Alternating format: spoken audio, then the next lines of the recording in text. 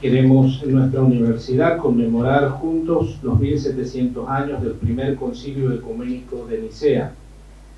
Este encuentro se suma a las innumerables iniciativas que alrededor del mundo y en diversos ámbitos recuerdan este evento niceno, un acontecimiento de profunda relevancia en la historia de nuestra fe cristiana, como descubriremos a lo largo de esta jornada.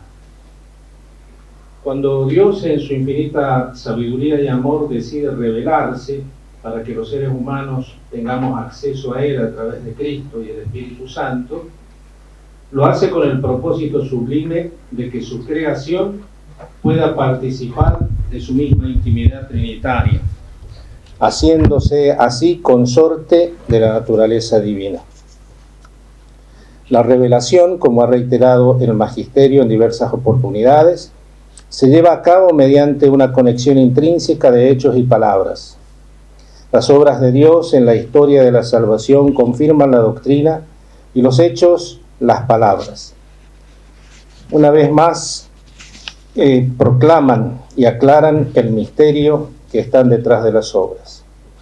La verdad fundamental sobre Dios y la salvación se revela plenamente en Jesucristo, quien es tanto el mediador como la plenitud de toda la revelación. Como lo señala bien la Constitución Conciliar Dei Verbum, por esta revelación, dice, Dios invisible, movido por su gran amor, habla a los hombres como amigos. Y más adelante agrega, la verdad íntima acerca de Dios y acerca de la salvación humana se nos manifiestan por Cristo, que es a la vez mediador y plenitud de esta revelación. La irrupción del cristianismo en el mundo antiguo provocó una conmoción religiosa, social y política que no dejó indiferente a ninguna época histórica. Si consideramos que todo tiene su origen en el seno del judaísmo y que el periodo inicial de su manifestación fue relativamente breve, las vastas consecuencias delatan la naturaleza extraordinaria de este evento.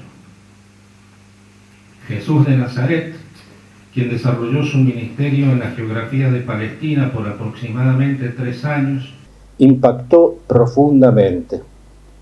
Tras su muerte en la cruz y su testimoniada resurrección, dio inicio a un movimiento religioso que influyó primero en el judaísmo palestinense, luego en el judaísmo de la diáspora y finalmente en todo el Imperio Romano con sus matrices tanto romana como griega. En pocos años ya contamos con textos que relatan los eventos, organizados a partir de un núcleo de predicación identificado como el querigma. Los primeros escritos del Nuevo Testamento se datan entre los años 50 y 70 después de Cristo. Estos textos preceden a un anuncio cuyo centro es que Dios es Padre e impulsado por amor a la humanidad, ha enviado a su Hijo, quien encarnándose padeció, murió y resucitó. De este modo, hizo posible que quienes creen en Él sean salvados del pecado y participen de la vida eterna. Este mensaje central generó perplejidades en los grupos a los que se refiere el apóstol San Pablo cuando dice: mientras los judíos piden milagros y los griegos van en busca de sabiduría, nosotros en cambio predicamos a un Cristo crucificado, escándalo para los judíos y locura para los paganos, pero fuerza y sabiduría de Dios para los que han sido llamados, tanto judíos como griegos.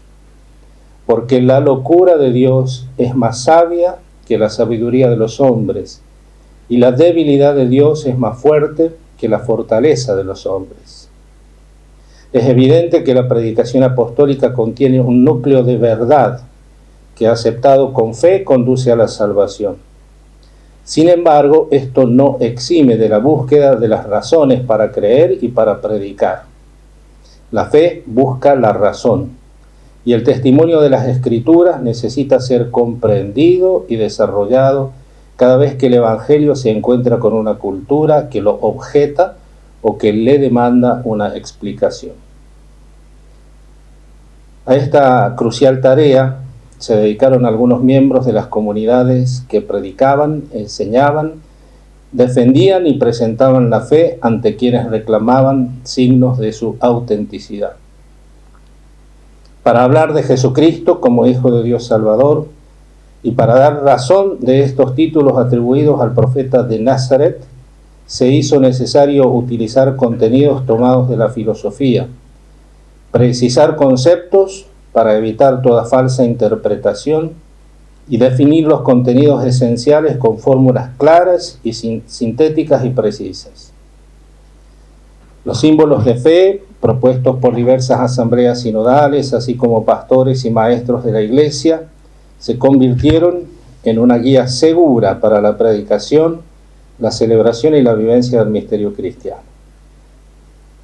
El Concilio de Nicea, en el año 325, presentó un punto de llegada tras años de arduas búsquedas teológicas y fue simultáneamente un punto de partida para la Iglesia que acoge constantemente de modo creyente la palabra de Dios, congregándose para celebrar a su Señor y ser en el mundo sacramento universal de salvación. Las motivaciones para celebrar este acto académico dedicado al primer concilio de Nicea son numerosas y profundas. Más allá de la exploración erudita, se abre una valiosa oportunidad para renovar la investigación, el debate y la formación en torno a los temas de enorme relevancia histórica y contemporánea. Al poner este acontecimiento en el centro del diálogo académico, no solo enriquecemos nuestra comprensión del pasado, sino que también fortalecemos el tejido intelectual, social y humano de nuestras comunidades. Deseo que este coloquio sea muy provechoso. Y ahora los invito a que juntos, para comenzar, recemos el símbolo bautismal de la Iglesia de Roma, también llamado símbolo de los apóstoles. Creo en Dios, Padre Todopoderoso, Creador del cielo y de la tierra. Creo en Jesucristo, su único Hijo, nuestro Señor, que fue concebido por obra y gracia del Espíritu Santo, nació de Santa María Virgen, padeció bajo el poder de Poncio Pilato, fue crucificado, muerto y sepultado, descendió a los infiernos, al tercer día resucitó de entre los muertos, subió a los cielos y está sentado a la derecha de Dios Padre Todopoderoso. Desde allí ha de venir a juzgar a los vivos y muertos. Creo en el Espíritu Santo, la Santa Iglesia Católica, la comunión de los santos, el perdón de los pecados, la resurrección de la carne y la vida eterna. Amén. Bueno, muy buenas tardes a todos. Como está planteado este encuentro al modo de coloquio, nuestra intención y el propósito es que, si bien nos acompañan aquí los profesores como para ayudarnos a reflexionar, es que podamos dialogar, ¿sí? Que podamos también nosotros hacer nuestras resonancias, poder compartir, poder hacer alguna pregunta o alguna inquietud a medida que vamos escuchándolos. Entonces la dinámica va a ser así, van a exponer los tres y después al final vamos a tener el espacio para el diálogo, para las preguntas, para la reflexión. Así que estar atentos cuando pasamos de un momento al otro, vayan anotando, así no nos olvidamos, ¿sí? Las inquietudes o las cosas que nos gustaría charlar. Estamos aquí como miembros de la Iglesia, ¿sí? En primer lugar, estamos aquí como miembros de la Iglesia Católica, quienes creemos, celebramos, profesamos y pensamos la fe en la buena nueva que es Jesús, ¿sí? Entonces no es nuestro propósito establecer acá un diálogo teológico, porque nos faltaría mucho más y ya hay gente que lleva un año entero haciendo debates en torno a esto y estudios, ni tampoco la erudición, sino más que nada justamente celebrar este acontecimiento único en la historia de la Iglesia y, ¿por qué no?, como lo dice el documento de la Comisión Teológica Internacional, un acontecimiento para la humanidad. ¿Por qué? Porque es un acontecimiento que irrumpe en el pensamiento, porque nos exige acomodar nuestra manera de pensar y configurarlo al modo de pensar de Jesús, utilizar también el lenguaje humano para poder entenderlo.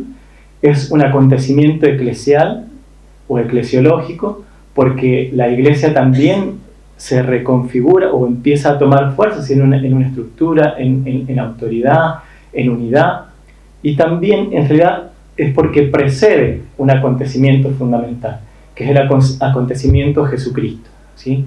Entonces, este concilio, el cual hoy nos reunimos para celebrar más que nada y para agradecer, lo que hace es justamente darnos esa característica, la de irrupción en la historia de la Iglesia y la irrupción en el pensamiento y en la humanidad. No voy a hacer mucho porque son ellos los que van a ir invitándonos a reflexionar. Después vamos a tener algunas resonancias. Voy a presentar entonces la dinámica, es que podamos ir desde los conceptos propiamente filosóficos, ¿sí?, los que están de base. Después, ¿qué se pensaba de Jesús? O sea, cuáles eran las concepciones en torno a Jesucristo. Y finalmente, lo que pasa en el concilio y lo que el concilio profesa. Al profesor Daniel Sánchez, licenciado Daniel Sánchez, casi doctor, muy pronto, si Dios quiere, en filosofía. Es profesor, de la universidad, es profesor también del Instituto Santa María. Me voy a poner los lentes porque la presbicia afecta. Y nos va a hablar de naturaleza, persona y sustancia, conceptos filosóficos de base. Un paréntesis, están también acá conectadas en primera fila las hermanas carmelitas, así que las saludamos y les agradecemos también su participación y presencia. Están invitadas también a hacer sus reflexiones y sus resonancias. Entonces, escuchamos a Daniel. Muchas gracias, Gabriel. Buenas tardes para todos, sean bienvenidos. Gracias por su presencia aquí. El Concilio de Nicea, comenzaré diciendo que, como propone la Comisión Teológica Internacional, es un acontecimiento no solo teológico, no solo eclesial, sino también un acontecimiento de sabiduría. Y en lo que a mí concierne, yo quisiera profundizar.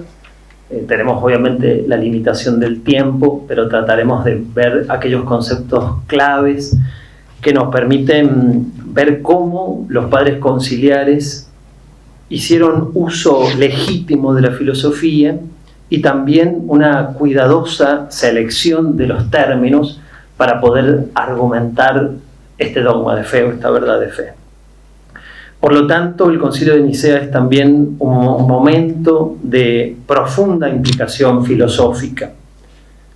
La elaboración del dogma trinitario, especialmente la afirmación de la consustancialidad del Hijo con el Padre, el homoousios, ese concepto en el que vamos a profundizar, requirió el uso preciso de conceptos ontológicos tomados de la filosofía griega, especialmente del pensamiento platónico, neoplatónico y también de la tradición aristotélica. El pensamiento cristiano, al llegar al siglo IV, ya había asimilado en buena medida el aparato conceptual de la filosofía clásica. Entonces, esta es la filosofía griega que va a servir como sustento de las afirmaciones del concilio. Platón, por su parte, con su ontología o metafísica, había ofrecido una distinción clara entre el mundo sensible y el mundo inteligible, es decir, un mundo imperfecto y un mundo perfecto, lo cual va a influir de gran medida en la comprensión cristiana de Dios como realidad suprema, trascendente e inmutable. También Aristóteles, por su parte, había desarrollado una ontología que en el campo de la filosofía lo conocemos con el nombre de binomios metafísicos, donde se encuentran los conceptos de sustancia, accidente, materia, forma, la teoría eilemórfica, acto y potencia que nos permite pensar a Dios como acto puro y a las criaturas como seres compuestos de acto y potencia. Y por su parte, el neoplatonismo con Plotino aporta una visión jerárquica del ser con una unidad absoluta, el uno, de la que emanan las demás realidades. Esta concepción influyó, aunque tal vez de manera indirecta, en la teología trinitaria. Es decir, que la filosofía griega le va a servir como sustento racional, filosófico, para precisar estos términos que hacen posible una clarificación de lo que va a terminar definiendo el concilio, ¿no? Este trasfondo filosófico fue clave para que los teólogos pudieran formular con precisión la distinción entre naturaleza y persona, que va a resultar central no solo para el concilio de Nicea, sino también para Constantinopla y luego en Calcedonia también.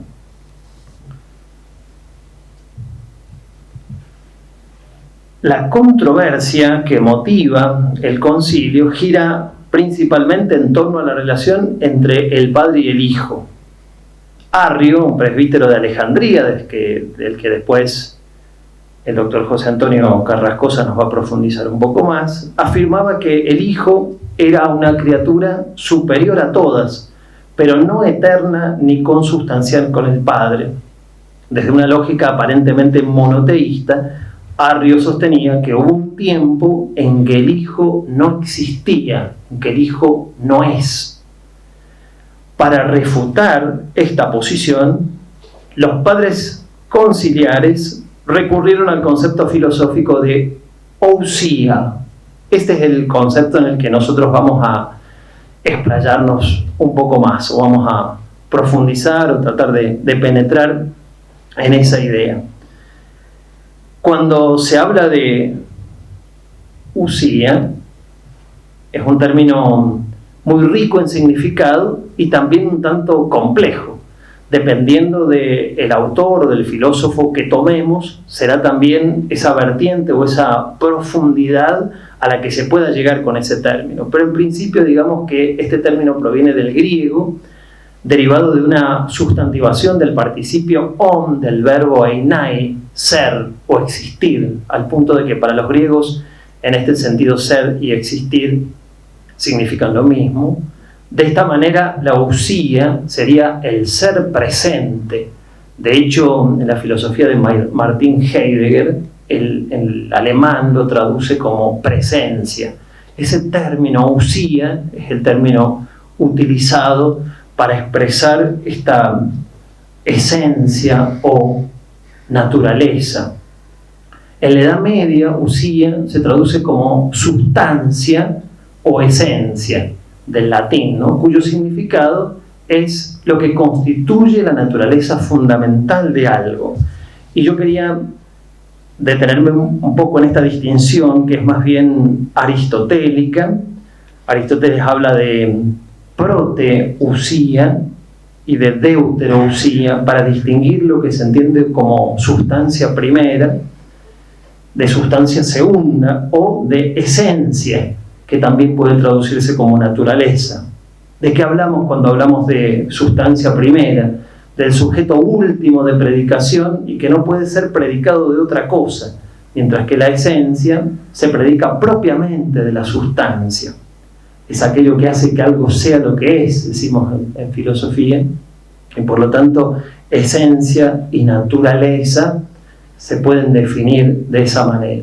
Entonces, estos términos utilizados por los padres conciliares, o el término ousia, se apoya directamente en la tradición ontológica griega.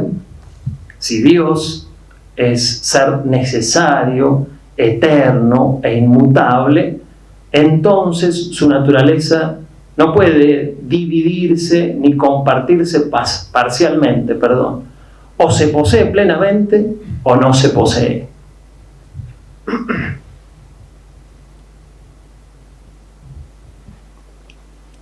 Entonces, la afirmación es que el Hijo es homoousios, es decir, de la misma sustancia, o lo que podríamos decir consustancial, o coesencial, coeterno, coigual, y no es homoiousios, que sería como una sustancia similar, semejante o parecida, como proponían los arrianos, ¿no? Sino de la misma sustancia, de la misma naturaleza.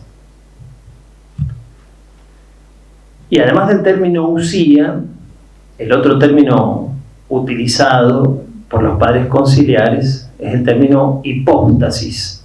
Aunque en Nicea aún no se utilizaba con plena claridad el término persona, que proviene del griego prosopon, máscara o cara, el término hipóstasis se traduce como unidad subsistente, como sustancia subyacente de algo.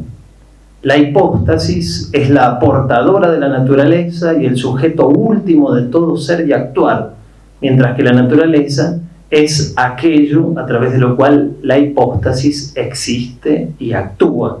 Es decir, que esta hipóstasis es fundamento, es existencia real.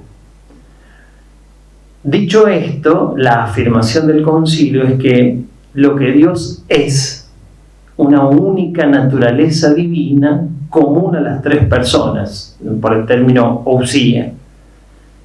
¿Quiénes son el Padre, el Hijo y el Espíritu Santo? Tres hipóstasis o subsistencias personales. Es decir, una misma divinidad, una misma naturaleza, tres hipóstasis distintas.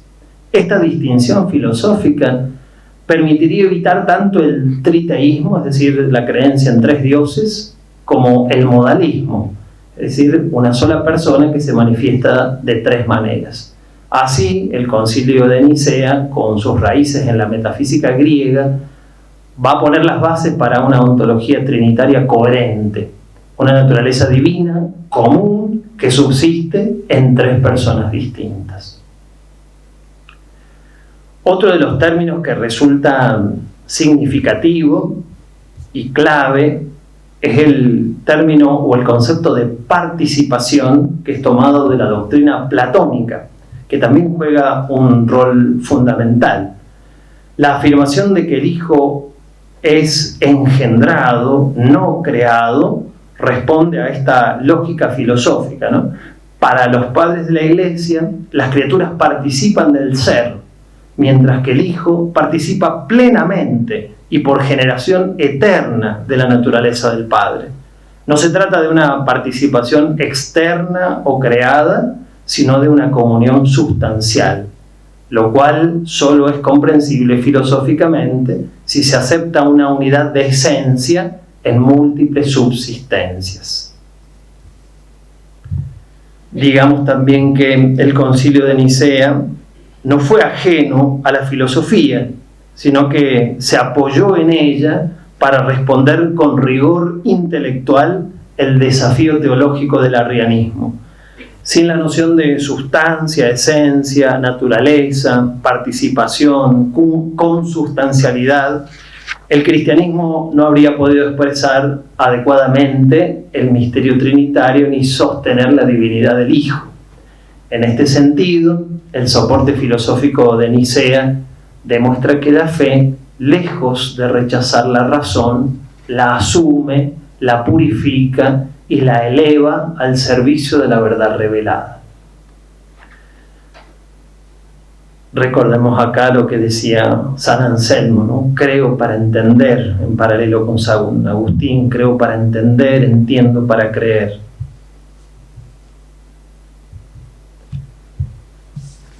Finalmente, decir que este acontecimiento de sabiduría no es algo que ha quedado enterrado en el pasado, ¿no? Más bien sigue vigente, y a 1700 años del concilio, yo me tomo el atrevimiento de tomar una frase de la Constitución Pastoral, Gaudium et Spes, en el número 22, que dice que el misterio del hombre solo se esclarece en el misterio del Verbo encarnado. Por lo tanto, entre la filosofía actual y la teología del Concilio de Nicea, se revela una sorprendente convergencia en torno a los conceptos de persona y naturaleza, que necesitan seguir siendo aclarados en la actualidad incluso, ¿no? Aunque desde ámbitos distintos, ambos discursos reconocen la centralidad de la persona como realidad ontológicamente densa, relacional y trascendente. Esta sintonía no solo enriquece el pensamiento contemporáneo, sino que también ofrece una base sólida para el diálogo entre razón y fe, filosofía y teología, modernidad y tradición. Muchas gracias.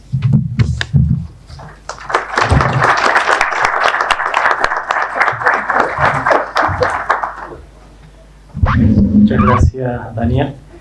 Ahora vamos a escuchar al padre Marcelo Alcayaga. Bueno, el padre ya lo conocemos, es sacerdote de la arquidiócesis, es licenciado en Teología Patrística por el Instituto Patrístico Angelicum, Agustinianum, perdón, ese es el otro, es la competencia, ¿no? Y actualmente es el director de la Escuela de Ministerios, ¿sí? ¿Das clases en el seminario también? Sí. De latín y griego, así que ahí también nos puede orientar un poco con las terminologías y las acepciones. Pero bueno, el padre nos ayudará ahora, nos iluminará con el tema sobre las disputas cristológicas y trinitarias que precedieron a Nicea. Bueno, buenas tardes. Como lo acaba de decir Gabriel, quisiera exponer brevemente acerca de las controversias y las reflexiones previas a Nicea, porque en realidad el evento niceno y Arrio mismo no es algo que surge espontáneamente, sino que es parte de un proceso complejo y dinámico que se dio en la Iglesia. Esto tiene que ver en realidad con aquella gran pregunta que Jesús le hizo a sus apóstoles: ¿quién dicen que soy yo? ¿Y ustedes quién dicen que soy? La Iglesia siempre ha buscado clarificar la figura de Jesucristo, quién es la persona de Jesucristo en la cual la Iglesia cree y a la cual la Iglesia sigue. Bueno, creo que es importante dejar como presupuesto que cuando hablamos de todas estas controversias y de Nicea mismo, estamos hablando de un evento o un proceso que se vive dentro de la Iglesia, entre creyentes. Todos los que dialogan y a veces discuten son todos creyentes, son todos cristianos, o sea, nadie niega a Jesucristo. Nadie está combatiendo a Jesucristo. En realidad todos desde su visión y desde su reflexión pretenden siempre salvaguardar la divinidad. Entonces eso es clave para entender en el marco general acerca de estas disputas, ¿no? Bueno, hay dos como leyes que en la Iglesia, una es la lex credendi y otra la lex orandi. La lex credendi es aquello que se debe creer. La Iglesia desde un principio cree en Jesucristo como Hijo de Dios Salvador. Eso está en la base y se parte desde esa verdad de fe. Y eso que la Iglesia cree lo celebra, la lex orandi, la ley de lo que hay que celebrar. La Iglesia celebra a Cristo como Dios, le canta himnos como Dios, le da el título de Señor, que es un título que se le da precisamente a alguien considerado Dios. Se reconoce en Jesucristo al Salvador y también, obviamente, en la fe en la Santísima Trinidad, que Dios es Padre, es Hijo y es Espíritu Santo. En realidad, las reflexiones de ellos no era para descubrir estas verdades. Estas verdades ya las tenían por revelación. Lo que pasa que la Iglesia vive un proceso que vive el mismo ser humano, por el hecho de estar constituida por seres humanos. Somos pensantes, somos seres racionales. Entonces, tarde o temprano tenía que llegar la reflexión sobre la verdad creída, aquello a lo que el hombre, el creyente, se adhiere a la verdad, que se adhiere por la fe, luego la reflexiona por la razón. Y ahí es cuando hace teología la Iglesia, que no es otra cosa sino aplicar la razón al dato de la fe. Entonces, la Iglesia comienza a hacer teología y a veces, o casi siempre, interpelada por las circunstancias de dar razones de su fe, y sobre todo porque en aquel momento ya la Iglesia comenzaba a contar entre sus miembros gente con un caudal intelectual necesario que le permitiese articular con discursos racionales aquellas verdades de las cuales debía dar razón, que antes, por allí, desde el momento del mismo querigma, que es algo bastante sucinto, primero que no estaba interpelada a tener que dar tantas razones de explicaciones, y segundo que tampoco contaba con tantas herramientas, porque los primeros miembros de la Iglesia eran gente más bien de clases sociales sencillas. Recién cuando empieza la conversión de los filósofos y demás, comienzan a tener un caudal importante de recursos intelectuales necesarios para dar respuestas y también para comenzar estas reflexiones. Bueno, las controversias de este tiempo se basan fundamentalmente, primero, en sostener o explicar la subsistencia de Cristo como persona y al mismo tiempo también su eternidad y su divinidad. Y también esto genera un problema, ahora lo vamos a ver, que es la unidad y la unidad de Dios y la distinción de las personas. Pasan por estas dos o tres ejes las discusiones. Bueno, el tema viene de esta manera. Se cree y se celebra a Cristo como Dios, y la vida de la Iglesia también es el seguimiento de ese Cristo que es Hijo de Dios. El tema es el siguiente: la divinidad que le atribuimos a Jesucristo, que le reconocemos, ¿realmente la tiene esencialmente o es como una cualidad que tiene? Es como digamos así, un aroma a Dios, un perfume a Dios, algo como externo o regalado o dado de alguna manera o concedido como un atributo o cualidad, pero no esencialmente. Bueno, supongamos que sí, que Dios, que es verdaderamente Dios. Ahora, este Dios que es Jesucristo, se distingue del Dios único en el cual creemos, porque somos monoteístas, creemos en el Dios único, y la Iglesia, que es heredera de la fe judía, sobre todo sostiene el monoteísmo. Entonces, ¿este Dios es el mismo Dios o es solo un modo que tiene de manifestarse, una manera de presentarse? Y finalmente, si es Dios y se lo distingue de Dios a Jesucristo, del Dios Yahvé, por decir así, el que hemos conocido por revelación desde el Antiguo Testamento, ¿cómo no creer en dos dioses entonces? Era el problema complejo. Acá está, digamos, como una tensión entre estas dos cosas, ¿no? La concepción monoteísta de Dios y al mismo tiempo la divinidad de Jesucristo. O sea, el acontecimiento de Jesucristo irrumpe y pone en crisis, vamos a decir así, primero la distinción entre estos dos planos, trascendente y el plano material, propio sobre todo de la filosofía griega.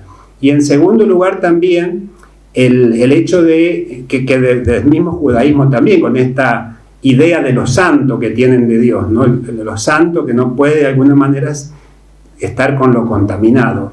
Jesucristo irrumpe con eso y al mismo tiempo pone como en crisis esta como inconexión que hay entre un plano y otro, ¿no? Bueno, este cuadro vamos a tratar de explicar ahí de alguna manera breve todo este proceso previo a Nicea.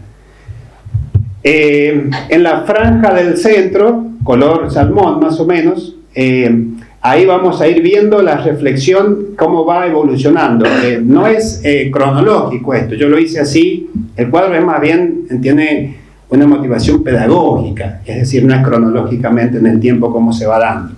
Bueno, ahí tenemos en la franja del medio entonces Cristo que irrumpe como Dios que está en el mundo, que Dios que entra en el tiempo y en el espacio, que rompe de alguna manera esa distinción que había entre lo material y lo eterno, entre lo material y lo trascendente, entre la divinidad y el mundo. Bueno, Cristo lo consideramos Dios. Ahora bien, ese Jesús que es Dios, ¿cómo lo pensamos de tal manera de que no le demos tanto rango divino que terminemos haciendo de él un Dios distinto de Yahvé, a quien nosotros le llamamos Padre. Entonces, algunos para salvaguardar el monoteísmo, la mónada divina, decían, está bien, Jesucristo es el Mesías, lo reconocemos como Mesías, pero es un mero hombre, es precisamente el Mesías, es un hombre que ha sido ungido por Dios para toda la obra que ha realizado, es decir, esas obras sobrenaturales que vemos en él, esos poderes que tiene, ese ser taumaturgo, hacedor de milagros, pero no es más que un profeta, el verdadero profeta, y Elías también hacía milagros, es decir, Jesucristo es un hombre excelso, pero no es Dios. O sea, lo que hace que le da como cualidades sobrenaturales, en realidad porque es el ungido de Dios, es el verdadero profeta, pero él no es Dios. La reflexión continúa, es decir, fíjense lo que está en la franja de arriba, verde, ellos quieren salvaguardar el monoteísmo. ¿Ven cómo podemos decir que Jesucristo es Dios? Se nos hace otro Dios si lo reconocemos Dios. ¿Y qué hacemos entonces? Estamos creyendo en los dioses. Bueno, la reflexión sigue, está bien, pero Jesucristo preexiste a su encarnación. Cristo es preexistente. Algunos lo aceptan, dicen perfecto, pero para que no sea Dios verdaderamente, en realidad es un ángel. Ahí surge la cristología angélica, o es la personificación del nombre de Dios, o es la sabiduría, sobre todo aquella que en el Antiguo Testamento, en Proverbios 8, dice que estaba la sabiduría, fue creada al principio, etc. Es decir, como que no dejan de ser conceptos que el judaísmo tenía, que de alguna manera son estas cosas las que se han hecho carne en Jesucristo. También se lo considera en la cristología neumática que es el Espíritu, está en Cristo encarnado o personificado. Fíjense que son de alguna manera formas en las cuales, sobre todo las comunidades que tenían muchos creyentes venidos del judaísmo, querían atribuirle a Cristo, sí, estas cualidades, pero sin terminar de hacerlo Dios, porque el problema era eso: si yo lo transformo mucho en Dios a Cristo, se me hacen dos dioses, y caigo en un diteísmo, y luego el Espíritu Santo en un triteísmo. Sin embargo, sigue la reflexión, es decir, está bien, no solo preexiste, sino que tiene carácter divino, no es la personificación o un verdadero profeta, además, Cristo es verdaderamente una divinidad. Algunos dicen, perfecto, aceptamos, asumimos, pero ¿cómo seguimos salvaguardando el monoteísmo? Este Jesucristo que nosotros vemos es un hombre que ha sido adoptado por Dios y hecho hijo suyo. No deja de ser un hombre. Entonces queda salvaguardada la mónada divina. Cristo es hijo de Dios, pero ha sido adoptado por Dios por el cumplimiento de la ley. Bueno, ahí tenemos el adopcionismo. O bien, algunos también, como Pablo de Samosata dice, el logos existía antes, el logos no existía previamente, sino que en el Hijo de Dios se hace presente en Jesucristo cuando se encarna. Otros dicen, bueno, en realidad no es que haya un Hijo y un Padre y un Espíritu Santo, es un solo Dios y único que se manifiesta a veces como Padre, a veces como Hijo y a veces como Espíritu Santo. Ese es el modalismo, patripasianismo o sabellianismo. Es decir, ven cómo ellos tratan de alguna manera de asegurar que Dios sigue siendo uno. La franja del medio que les dije no es que no lo crean, sino que van dándose cuenta esta como dinámica interna, por decir, o sea, que Dios se puede articular en personas, y eso no daña el monoteísmo.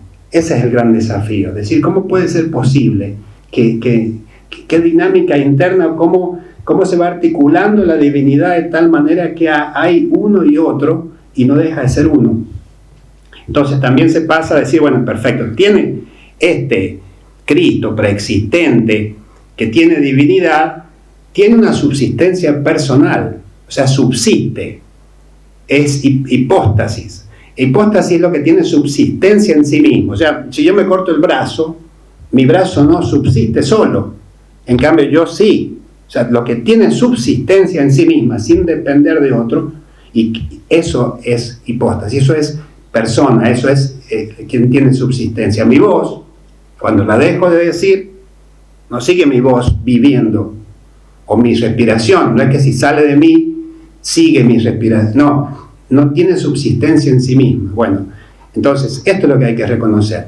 Esta divinidad de Jesús no es una cualidad de Dios, o un soplo de Dios, o un poder de Dios emanado de Él por un momento. No, realmente subsiste siempre. Tiene persona, tiene hipóstasis. Entonces ahí Arrio que dice, está bien que subsista, o sea, esta es la línea por ahí de pensamiento de Arrio, lo estoy haciendo simple el asunto. Perfecto, pero este Cristo que subsiste en realidad es una criatura. El Padre, o Yahvé, o Dios, el único Dios, sigue ahí sin ser dañada su unicidad. Porque este al cual nosotros consideramos Cristo, Hijo de Dios, en realidad es criatura. Ha sido creado en un momento. Y la divinidad que tiene, la tiene por participación. Cristo es como una criatura intermedia que ha sido creada para que a su vez Él creara el mundo. En estas explicaciones ahí va la filosofía entrando mucho, filosofía que luego va a ayudar a clarificar los conceptos, ¿no? Bueno, sigue la reflexión, decir, este Cristo, esta persona, es una persona divina, es una persona, reconozcamos de una vez que tiene subsistencia junto a Dios, que es eterna, que es otra persona. Bien, Padre e Hijo. ¿Y ahora cómo hacemos para que sean uno? Entonces ahí sigue la reflexión diciendo, en Dios hay unidad de la divinidad y distinción de personas. Y una cosa no está opuesta a la otra. Bueno, reflexionémoslo entonces cómo se produce esto. O sea, es como un descubrimiento, es decir, entonces en Dios hay personas.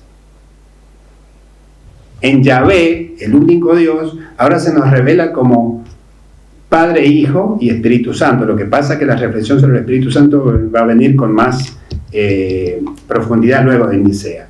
¿Qué les sirve a ellos para explicar esto? ¿Cómo sostener la unidad afirmando la distinción? Por una teología o cristología del Logos, que le atribuye, que considera a Cristo el Logos del Padre.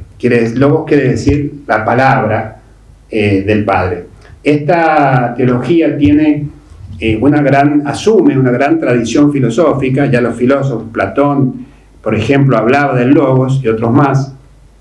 Y no solamente una tradición filosófica del Logos, sino bíblica, sobre todo. Ahí está el prólogo de San Juan. Al principio existía la palabra, y la palabra estaba junto a Dios. Y la Iglesia asume esto. Los apologistas ya tienen en su discurso, para hablar del Hijo, le llaman verbo o logos. No tienen todavía claro la distinción de las personas, cómo se produce. Ellos saben que hay, de alguna manera, está el Padre, el Logos y el Espíritu Santo. Lo que no llegan todavía es a definir bien o a distinguir las cosas como está pasando en este tiempo. La teología del Logos se basa en la multisignificación, digamos, de la palabra Logos en griego. Logos quiere decir razón, quiere decir palabra y otras cosas más. Pero básicamente es para explicar cómo esta persona divina, esta entidad divina, es distinta del Padre y al mismo tiempo tiene la misma esencia. Es como precisamente lo que nos pasa a nosotros, lo explican así los padres. Nosotros tenemos razón, somos racionales. Entonces producimos un pensamiento. Ese pensamiento en sí mismo es algo distinto de nosotros porque es un pensamiento, no forma parte de mi cuerpo, de mi cerebro, es un pensamiento que yo produzco. Pero al mismo tiempo sigue siendo yo, porque está dentro mío.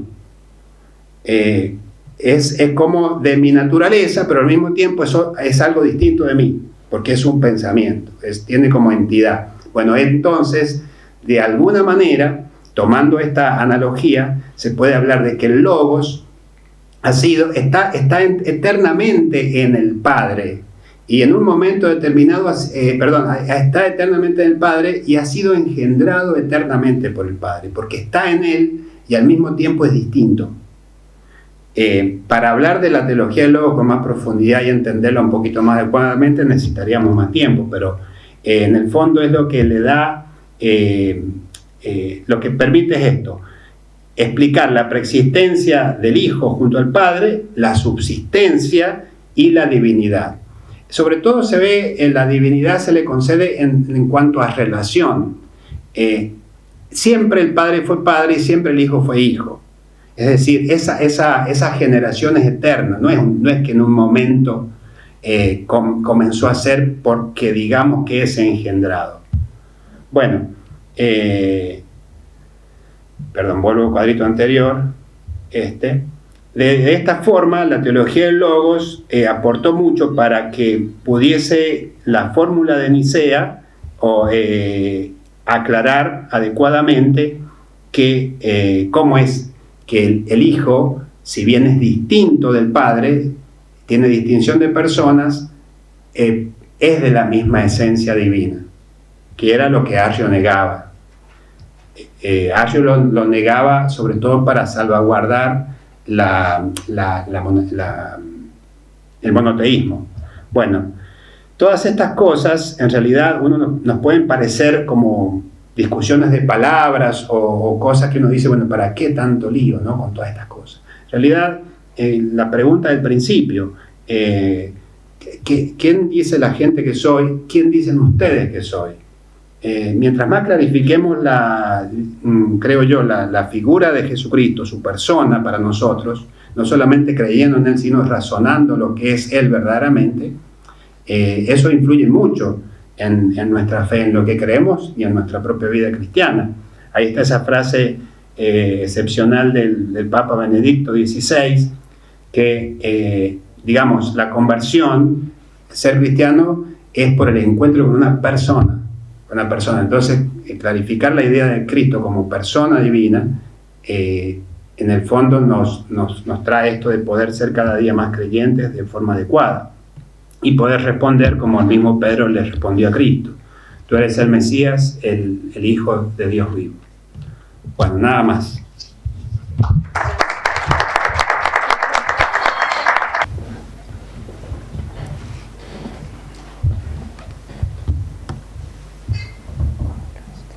Bien, continuando entonces con el programa, vamos a escuchar ahora a José Antonio Carrascosa. Acá está. José Antonio es doctor en educación y también viene del campo de la filosofía. Es profesor en el Instituto Santa María, ha trabajado también aquí como profesor en la universidad, trabaja en el doctorado de educación y en el doctorado en estudios patrísticos, y actualmente es el director del Instituto Santa María también de acá de la universidad, y nos va a acompañar ahora a reflexionar sobre arrianismo y confesión de fe de Nicea, principales contenidos.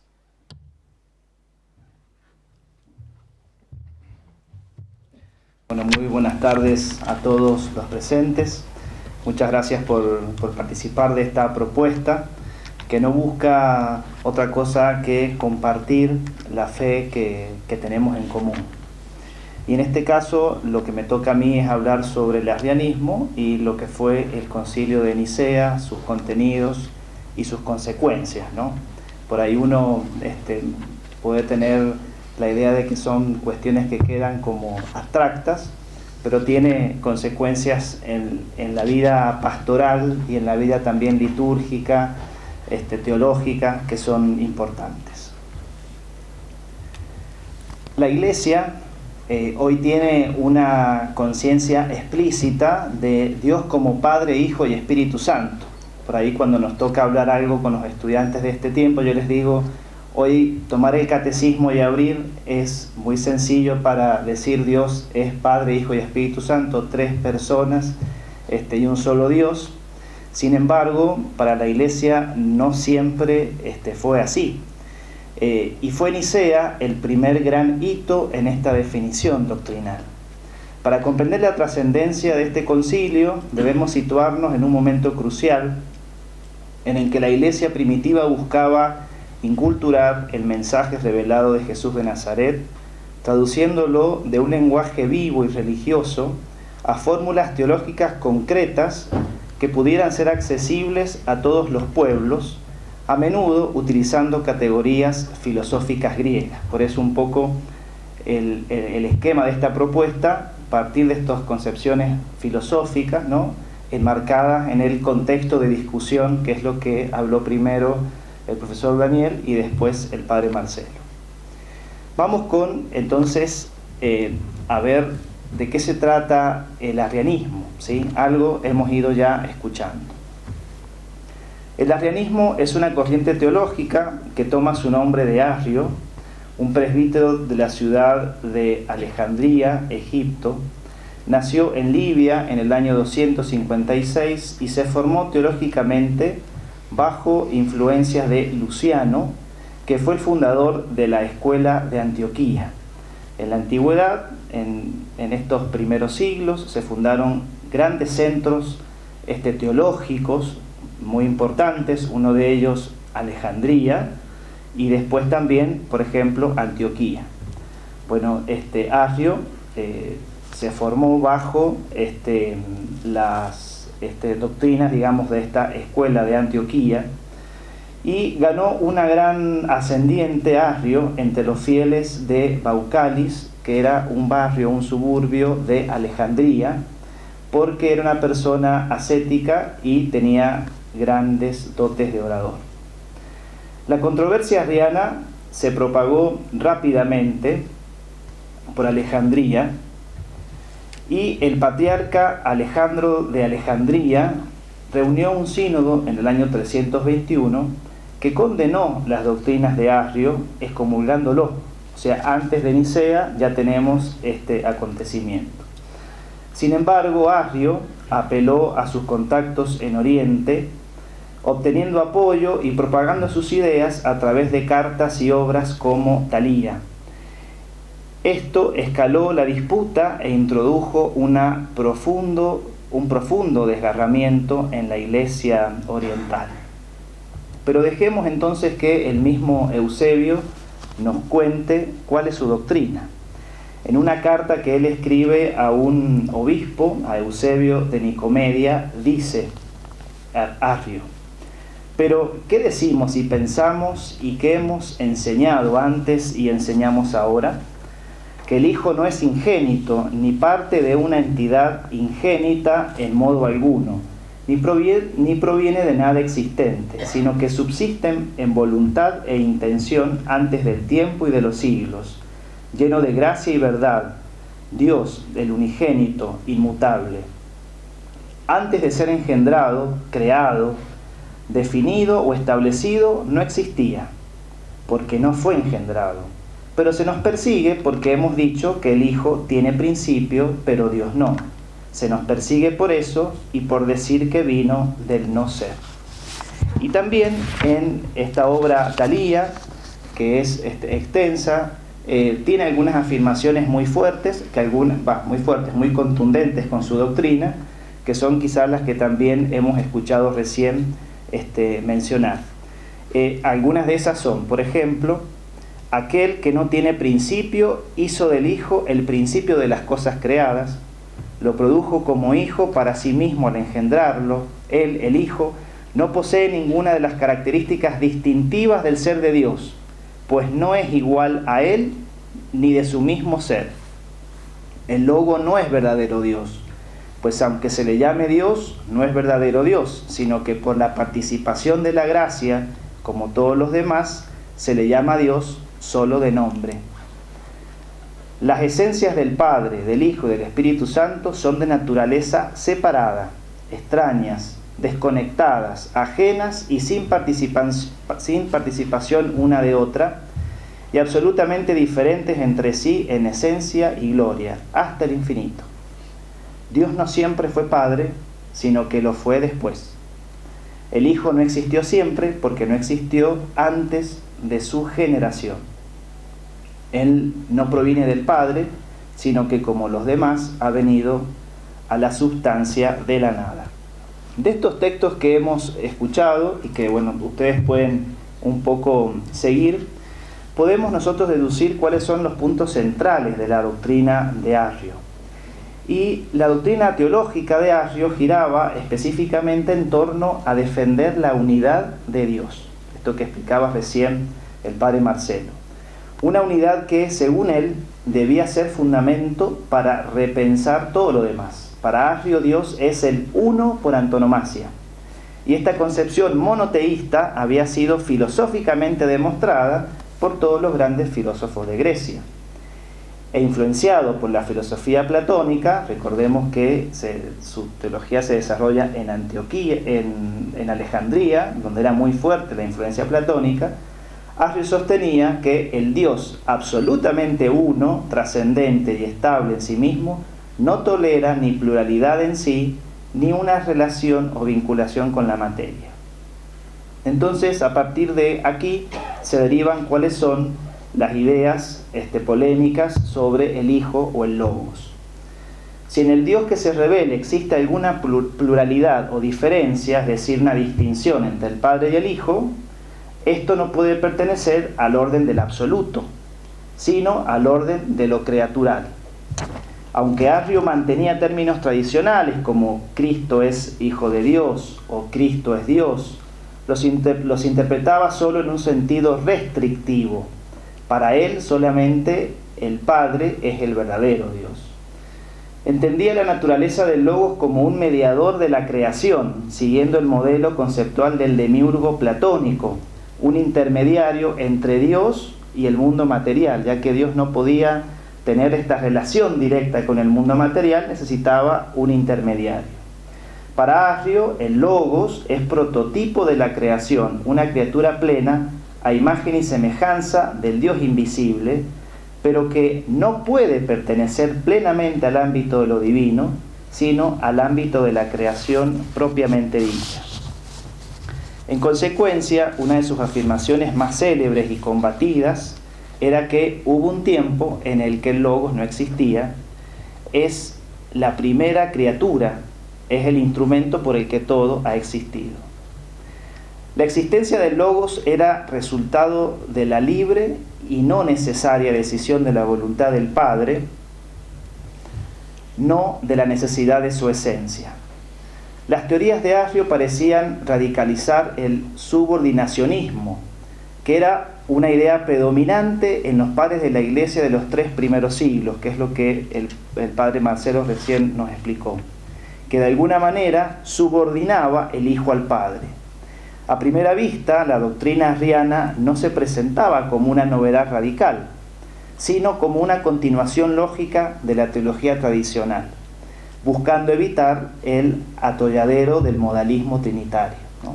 Por eso dijo el padre recién que no era algo que había surgido espontáneamente, sino que ya venía el desarrollo de algunas ideas anteriores. Luego de desarrollarse todas estas teorías y de alguna manera disgregarse y irrumpir y hacer esta ruptura de posiciones en la Iglesia, viene el Concilio de Nicea. ¿Y qué pasa después con Arrio? Sería la pregunta que nos podríamos hacer. Luego del concilio, Arrio fue exiliado a Ilírico, pero Constantino, el emperador Constantino, pronto invitó a Arrio a reconciliarse con la Iglesia. Y el emperador ordenó a los alejandrinos a reconciliarse con él. Atanasio continuó negándose a admitir a Arrio a la comunión. Atanasio ya en ese tiempo después se convierte en el obispo de Alejandría, ¿sí? Finalmente Constantino decidió admitirlo a la comunión en Constantinopla pero Arrio muere repentinamente la noche antes de su readmisión nuevamente en la iglesia en el año 336.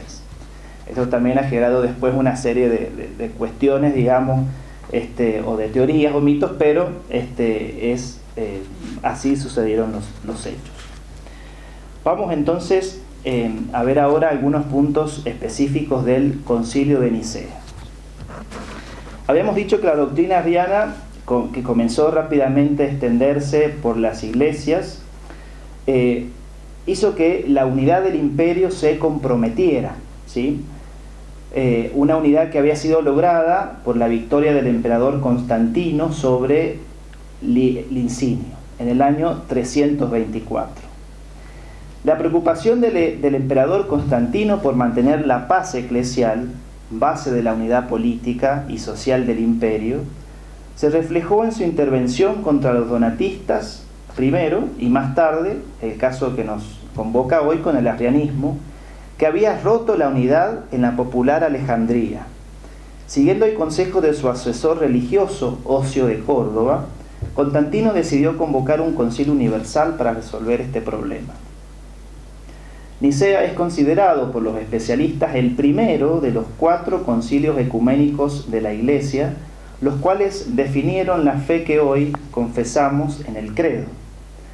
Por eso, ya desde Gregorio Magno, afirma Alberigo, fueron vistos estos 4 primeros concilios, junto con los 4 evangelios, como la piedra cuadrangular puesta como fundamento del edificio de la fe, ¿no? Lo que la Iglesia cree, la tradición y lo que está escrito en la Escritura, los 4 evangelios y los 4 concilios.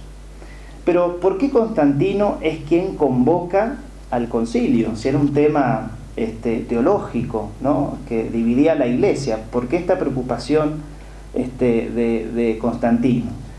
Por salvar justamente esta unidad, ¿sí?, del imperio, pero también la conducta de Constantino estaba en conformidad con las ideas de la antigüedad, que reconocían al emperador una responsabilidad especial en materia religiosa. Esta imagen del soberano como Pontifex Maximus es la que pasará también después al cristianismo. ¿Cuáles son las características del desarrollo principal de Nicea? Aunque es conocido como el concilio de los 318 padres, que es una cifra simbólica que está asociada a los siervos de Abraham de Génesis 14:14, en esa cita, Abraham, con ayuda de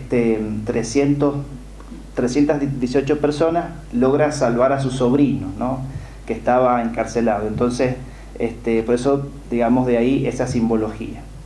En realidad participaron unos 200 obispos, la gran mayoría procedentes de la Iglesia Oriental. De la Iglesia Occidental solo estuvieron presentes Ocio de Córdoba, 2 presbíteros legados del Papa Silvestre, Ceciliano de Cartago y probablemente otros 3 obispos. El concilio se inauguró el 20 de mayo del año 325 en el Palacio de Verano de Constantino en Nicea y duró cerca de 2 meses. Constantino pronunció un discurso inaugural. No hay certeza sobre quién presidió ese concilio, ya que no existen las actas de las reuniones. Sí nos ha llegado por medio de los historiadores de ese tiempo, como Eusebio de Cesarea y otras fuentes más, las ideas centrales, digamos, de Nicea, pero no existen las actas como tal. Pero lo más seguro es que la presidencia del concilio fue ocupada por Ocio de Córdoba como representante del emperador, figurando en primer lugar en todas las listas de los padres del concilio. Durante el concilio, Arrio y sus partidarios tuvieron plenas facilidades para defender sus teorías, pero chocaron frontalmente con la argumentación implacable de Atanasio, que va a ser como la contraparte, ¿no? Arrio por un lado, ¿sí?, y Atanasio como el gran oponente a estas doctrinas, que en ese tiempo era diácono de Alejandría, o sea, diácono del obispo Alejandro de Alejandría, quien participaba como secretario del patriarca Alejandro. La condena de Arrio como hereje fue aceptada por casi todos los participantes, excepto los obispos Segundo de Ptolemaida y Tomás de Marmárica, quienes fueron desterrados junto con Arrio. Otros, como Eusebio de Nicomedia, que simpatizaba con Arrio, también fueron desterrados más tarde. ¿Cuáles son las ideas centrales de la Confesión de Fe de Nicea? La Confesión de Fe de Nicea, que podemos leerla ahí en la diapositiva, es una confesión y un símbolo que nos resuena por otro símbolo que se suele también utilizar en la liturgia, ¿sí? Que es el símbolo niceno-constantinopolitano, ¿sí? Este es el símbolo de Nicea, porque a este símbolo después se le hacen algunos agregados. El acto más importante del concilio fue la redacción y aprobación de las definiciones de fe, el símbolo, o compendio de las verdades esenciales. Las adiciones del credo niceno fueron expresamente dirigidas contra la doctrina de Arrio. El símbolo de Nicea clarificó y precisó enunciados tradicionales sobre Jesús que Arrio interpretaba erróneamente. La expresión Hijo de Dios, ¿sí?, fue clarificada con la expresión de la misma sustancia del Padre. No sé si ahí se puede ver. Ahí, no sé si se ve, pero y se utiliza este término que hemos nombrado muchas veces, homoousios. Para eliminar cualquier ambigüedad sobre la dimensión creatural que Arrio atribuía al Hijo, se precisó engendrado, no creado. Con esto se afirmó que la procesión del Hijo respecto al Padre no es el resultado de un acto libre de su voluntad, ni menos aún una creación de la nada, sino algo que existe en Dios mismo desde la eternidad. La expresión tradicional Dios de Dios fue matizada también en este símbolo como Dios verdadero de Dios verdadero, todas como para reafirmar, ¿sí?, la divinidad del Hijo. El término homoousios, de la misma naturaleza del Padre, se convirtió entonces en el concepto clave, ¿sí?, contra la herejía arriana, aunque generó algunas controversias porque no era un término bíblico y por insinuar posibles concepciones materialistas o modalistas. Fue defendido como necesario para expresar la plena participación del Logos en la divinidad del Padre y para eliminar la ambigüedad arriana. La posición de Ocio de Córdoba fue determinante para su introducción y se cree que procede de la teología trinitaria de la Iglesia Occidental. El credo de Nicea no solo contuvo el símbolo de fe, sino también anatematismos que denunciaban de manera circunstanciada al arrianismo. Se condenó la negación de la eternidad del Hijo y el lema «Hubo un tiempo en que no era». Se reafirmó la doctrina de la generación eterna, condenando la idea de que el Hijo no era antes de nacer y que ha nacido de la nada. Se rechazó la doctrina de que el Hijo deriva de otra hipóstasis o sustancia, usía, respecto al Padre. Cabe señalar que en este momento los términos usía e hipóstasis, a los que hizo referencia el profesor Daniel, eran a menudo usados como sinónimos, lo que generaría futuras ambigüedades. O sea, todavía estamos en un contexto en el que hay que seguir clarificando conceptos. A pesar de las condenas de Nicea, el arrianismo persistió y dominó la situación eclesial en Oriente durante una década bajo emperadores como Valente. Sin embargo, con la llegada de Graciano y Teodosio en el año 379, la fe de Nicea triunfó definitivamente y fue condenado el arrianismo nuevamente en el Concilio I de Constantinopla en el año 381. No estaremos para celebrar los 1700 de eso. Liberando a las iglesias orientales del arrianismo, aunque persistió en Occidente por la evangelización de los pueblos bárbaros por obispos semi-arrianos como Ulfilas. ¿Cuáles son los efectos o el legado del arrianismo? El arrianismo no fue solo una controversia teológica, sino un fenómeno complejo que afectó la vida de comunidades cristianas y sus relaciones con el Estado durante un siglo, con efectos negativos y positivos. Entre los negativos, por ejemplo, fue quizá el descuido de la pastoral, o de del cuidado de las iglesias por tratar de defender esta fe, ¿no? El Concilio de Nicea fue la base para futuras formulaciones doctrinales. El texto que hoy conocemos y proclamamos en la liturgia es el símbolo niceno-constantinopolitano. Este credo incorporó cambios significativos, especialmente en el artículo referido al Espíritu Santo, cosa que también mencionó el padre Marcelo recién. Estos cambios fueron considerados por los padres como una auténtica preservación y no una alteración de la fe de Nicena. Y una de las figuras fundamentales que después va a resaltar va a ser la figura de Atanasio, obispo de Alejandría, que fue fundamental. Considerado también un adversario irreductible del arrianismo, su incansable trabajo fue crucial para que la doctrina nicena se impusiera gradualmente en Oriente, a pesar de los desafíos y los periodos de exilio que él sufrió también.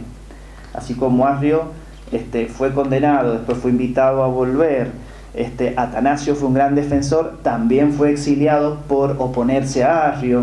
Vamos a encontrarnos en un contexto en donde nos encontramos con personajes en diferentes situaciones, ¿no?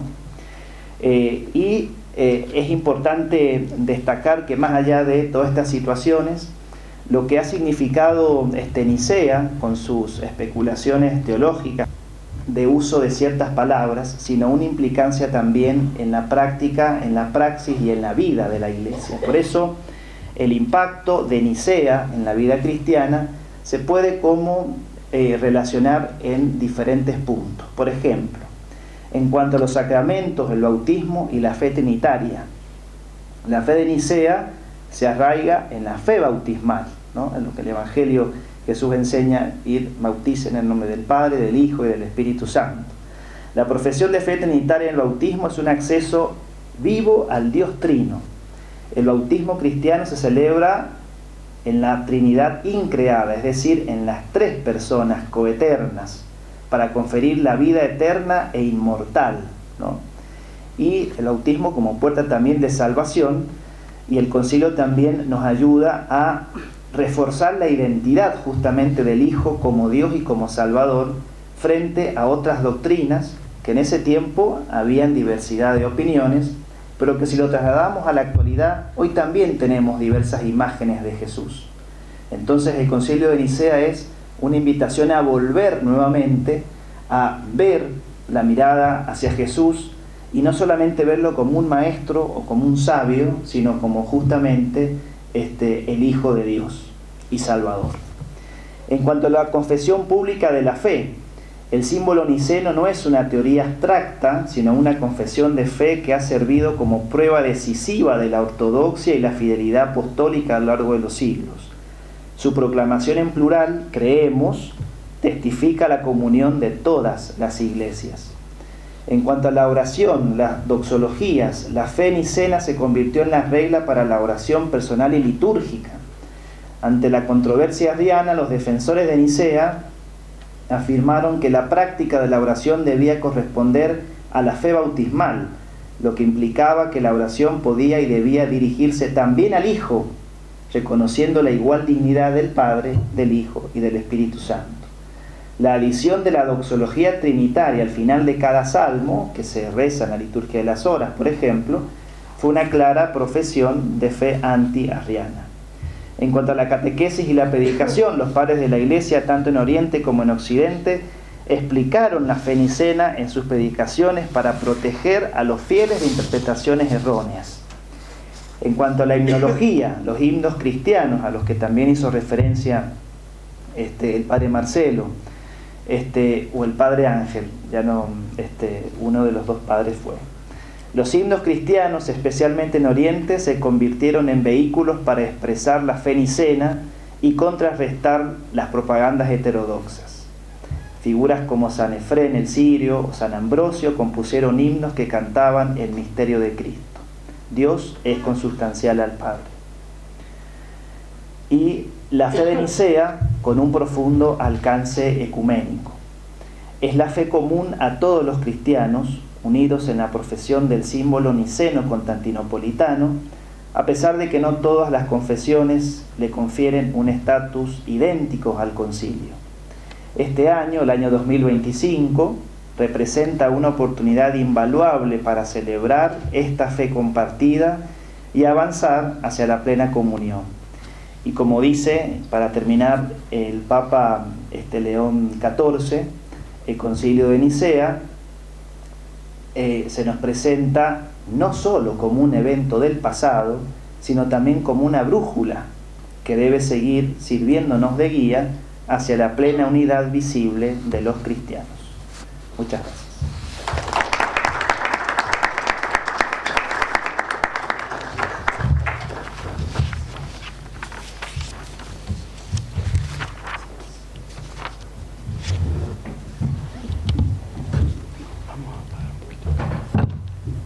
Muchas gracias, José Antonio. Vamos a tener ahora el momentito para el diálogo. Solamente me gustaría rescatar un par de ideas como para poder iniciar este diálogo, y tiene que ver justamente con esto que acaba de decir José Antonio, rescatando de que Nicea, o el símbolo de Nicea, es una profesión de fe comunitaria, es decir, creemos, ¿sí? Creemos, y no es solamente de aquellos primeros que quizá a nosotros nos parecen tan lejanos o quizá desconocidos, ¿sí? Incluso tantos nombres que por ahí no registramos, ¿sí? O pensamos en el 325 y decimos, bueno, hace 1700 años, pero realmente nos implica a nosotros como protagonistas también, ¿sí? Ellos, uno ve ahí la vida de la Iglesia que continúa y sigue siendo sostenida por el Espíritu Santo, ¿sí? y que sigue repercutiendo hoy en nuestra vida, ¿sí? Y por otro lado, me parece muy interesante también que la historia de la humanidad está en la base, digamos, esta necesidad del lenguaje filosófico, de la razón. El padre Marcelo decía muy bien, la verdad estaba revelada, estaba en la Sagrada Escritura, estaba en la predicación, pero llegó el momento en que surgió la necesidad de tener que explicarla, ¿sí? o de ponerle palabras para que pudiésemos tener mayor claridad en esto. Entonces, eso fue lo que marca este concilio. Me parece que es importante sentirnos nosotros implicados también en esta historia y en este evento o en este acontecimiento justamente que perdura hasta el día de hoy, ¿sí? Profesar el símbolo de Niceo o el símbolo niceno-constantinopolitano, que es difícil de decir, es justamente sentirnos o sea, profesar esa participación en la fe, ¿sí? En esta historia que nos atraviesa. Yo tengo muchas cosas para decir que he anotado, pero me gustaría que que ustedes pudiesen hacer sus reflexiones, sus intervenciones. Aprovechemos aquí también a los profesores. Todos somos, creo que casi todos somos profes acá, y también estamos en este conocimiento de algunas de las ideas que hemos estado aquí. Bueno, algunos se están preparando para profes también.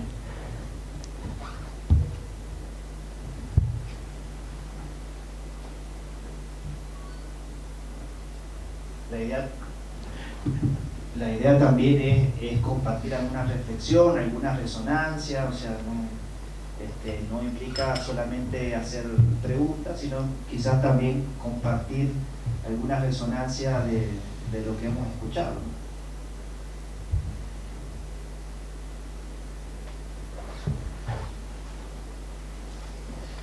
Estamos rompo el hielo, a ver si alguno más se anima.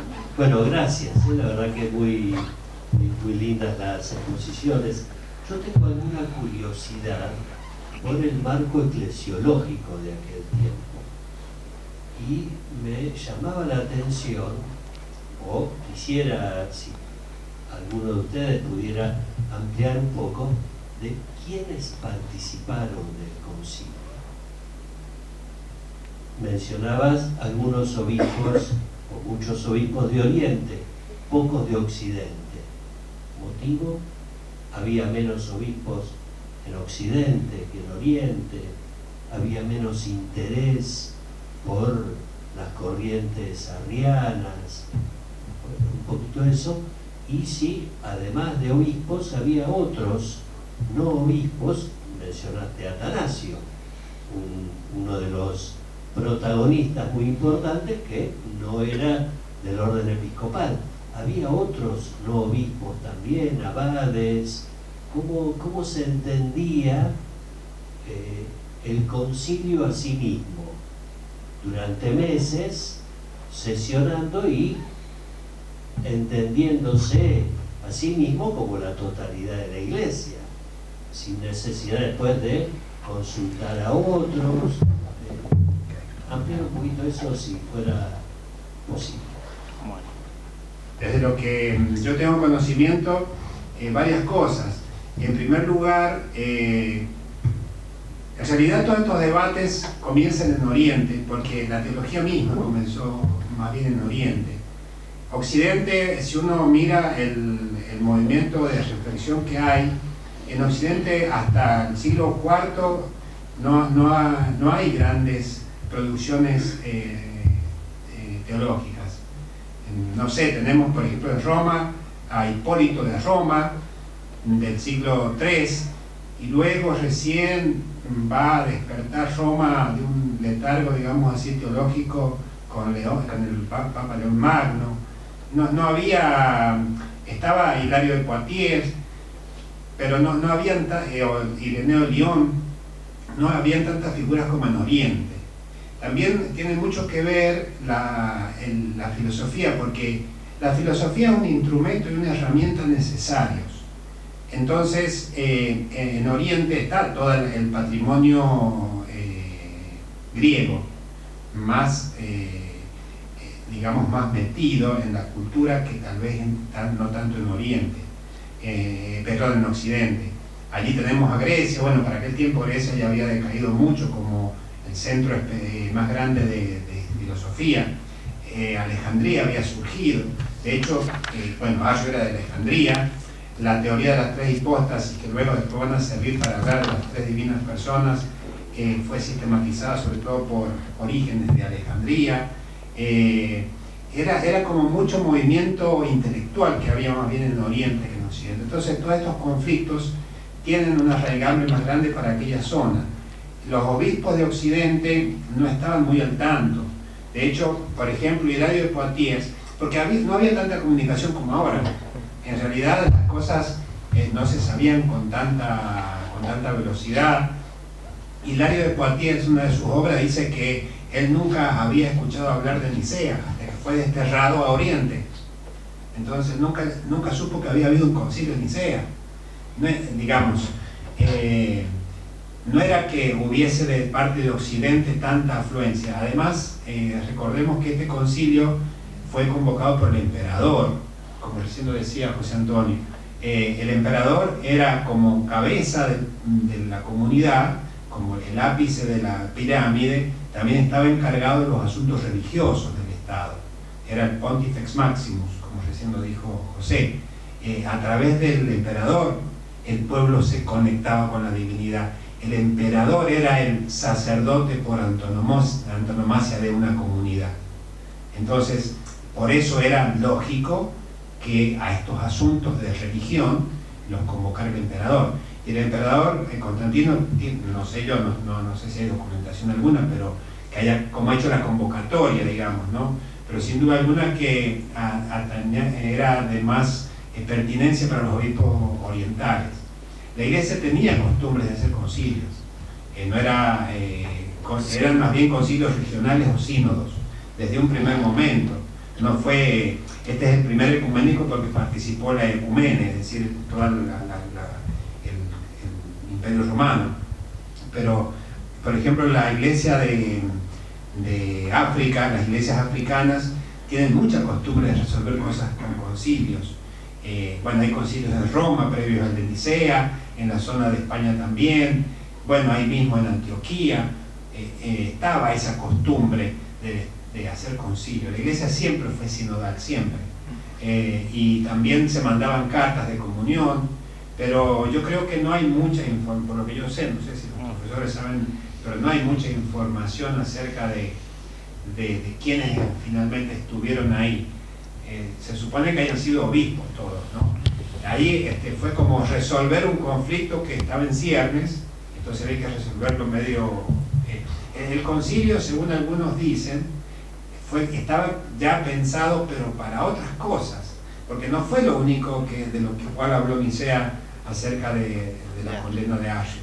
Hay otros puntos más en las actas conciliares que atañen a otras cosas de la iglesia. Entonces parece que aprovecharon la ocasión de que se supone que iban a hacer un concilio, que lo iban a hacer primero en Nicomedia,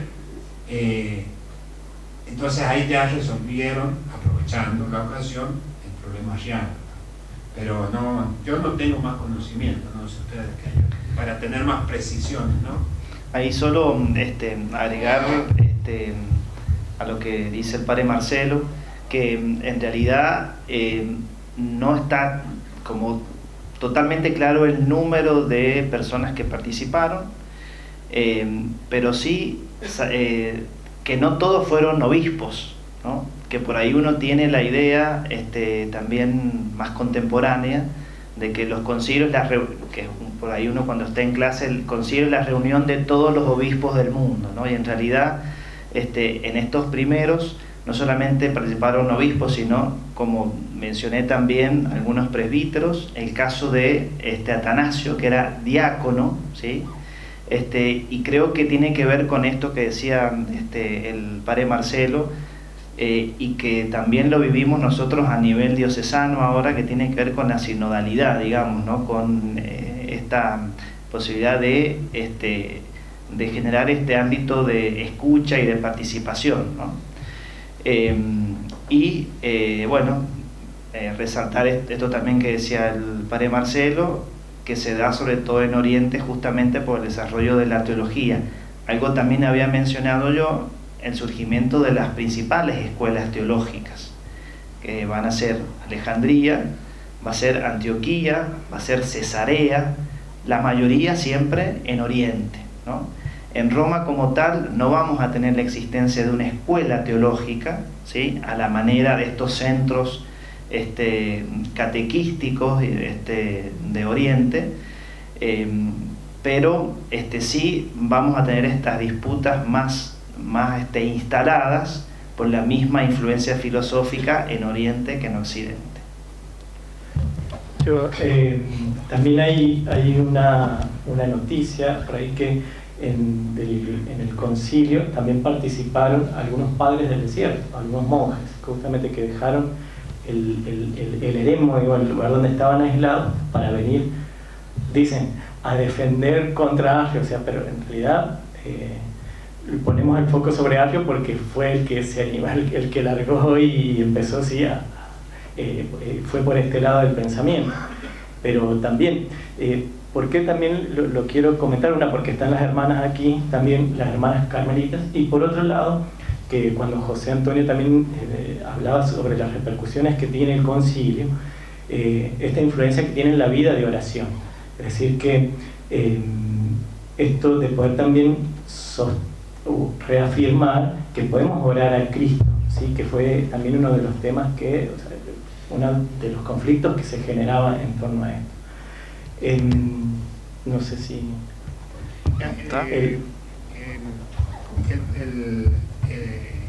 Samuel Fernández de Chile, él ha hecho un estudio sobre las fuentes del Concilio de Nicea.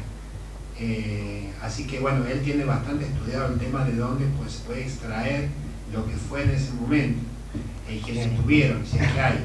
Se ha transmitido a través de Atanasio y Eusebio. Hay muchas cosas que a nivel histórico que se han ido aclarando, bueno, justamente con esto del padre Samuel, que ha hecho esta recopilación de las fuentes, también ha buscado mucho sobre las bases históricas. De hecho, él dice, es necesario volver hacia atrás, porque se abre el concilio, que en estos 1700 años, ¿qué nos dice el concilio? Dice, bueno, nos dice que tenemos que tener fidelidad a las fuentes, o sea, fidelidad a la revelación, y también dice pensar en el lenguaje en el cual puede ser dicho. Entonces también nos abre a decir, bueno, cómo nosotros actualmente podemos pensar estas verdades en fe, cómo las podemos expresar. Y cuenta él también ahí que, por ejemplo, Eusebio, que es el que después el historiador y que escribe sobre esto, de hecho, Eusebio parece que no estaba tan alejado de las ideas de Arrio. Dicen que si uno depura un poco todo lo que se dice sobre Arrio y quedan las afirmaciones de Arrio y las compara con algunas afirmaciones de Eusebio, son casi las mismas. Lo que pasa es que a Eusebio también lo condenan, y este Ocio de Córdoba, Sí. Ocio de Córdoba, que es el que supuestamente sugiere a Constantino lo de hacer el concilio, antes Constantino lo envía a Alejandría para que buscara una especie de acuerdo, ¿sí?, entre los que pensaban distinto. Entonces va a Alejandría, se encuentra con Alejandro de Alejandría y lo condenan a Eusebio. Y después volviendo, para Constantinopla, él dice, en el camino, se reúne en otro sínodo previo y condenan a Arrio. Entonces no resuelve, sino, o sea, su función, que era la de ir a mediar, en realidad termina siendo 2 condenas. Y ahí es donde Constantino decide, bueno, voy a hacer yo la convocatoria al concilio. Acá hay algo interesante y creo que lo podemos charlar también, que es esto, es un tema que también se ha discutido en torno al concilio, el hecho de que haya sido convocado por el emperador y no propiamente de la iglesia. Entonces, si esto le quita valor o no a la confesión de fe, es decir, bueno, en realidad era un interés, mucho se habla de un interés político, ¿sí?, de Constantino, pero en realidad, bueno, también, ¿por qué no pensarlo como un designio también del Espíritu Santo que ilumina, que no quiero decir la expresión, pero que se aprovecha de estas circunstancias también para poder profundizar en la fe y en la historia de la Iglesia? No sé si hay alguien más. Mauricio. Mauro.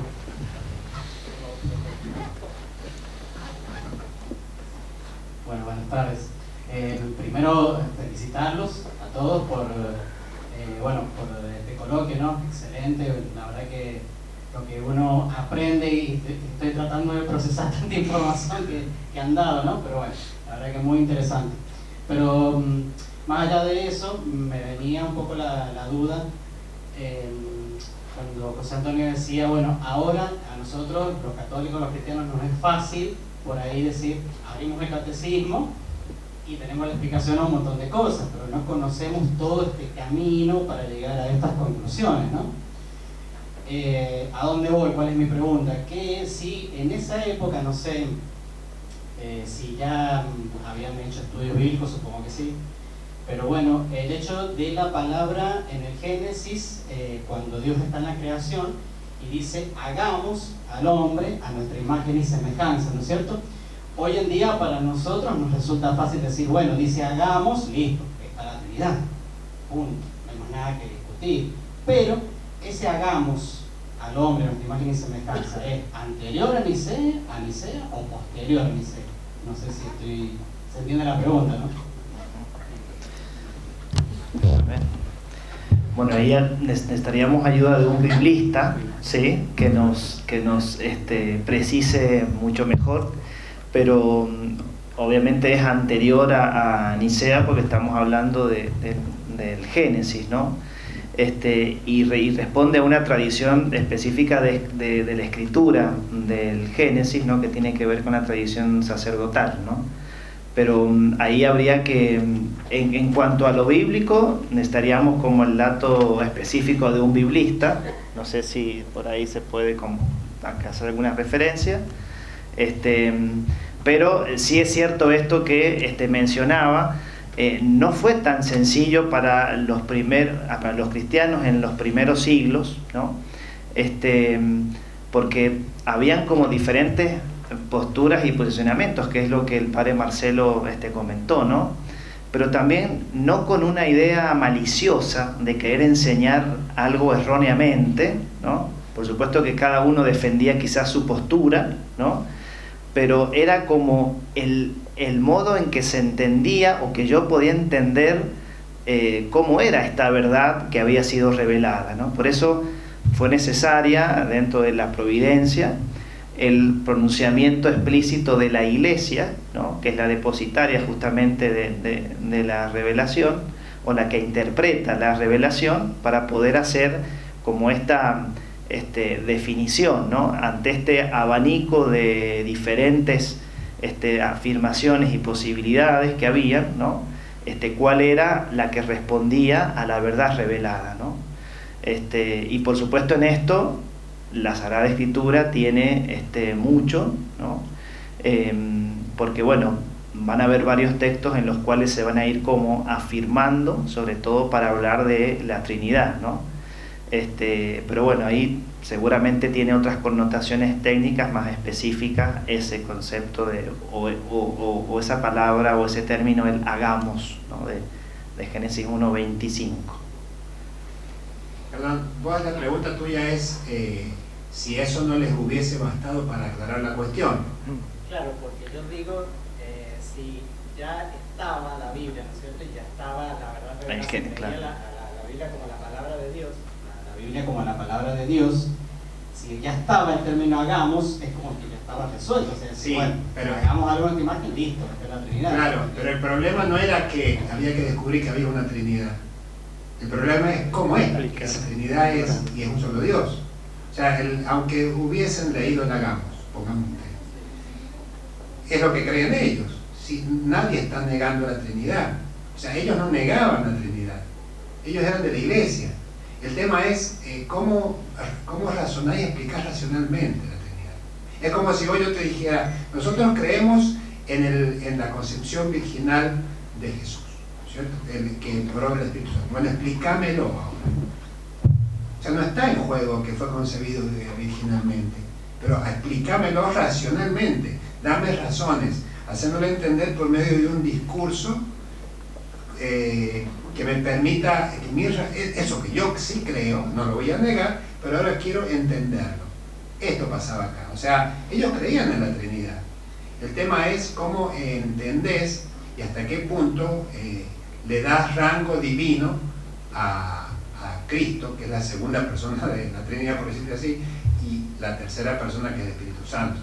O sea, hasta que uno es el gran Dios, el otro el Dios más pequeño y finalmente el Diosito, o cómo es. ¿Viste? O sea, ¿qué rango tenía? Claro, ¿viste? No estaba de discusión que había una Trinidad. Es importante sostener esto, o sea, que era la vida de la iglesia, o sea, la vida de fe de la iglesia era lo que creían. Después, con respecto a lo de las herejías, o el denominar hereje, incluso para los padres, ser hereje era uno que introdujo algo nuevo dentro de lo que se creía. O sea, bueno, lo que dijo Ángel, que Jesús, que el Hijo no existía, o sea, que hubo un momento que no existió, ¿sí? Pero bueno, esto viene de...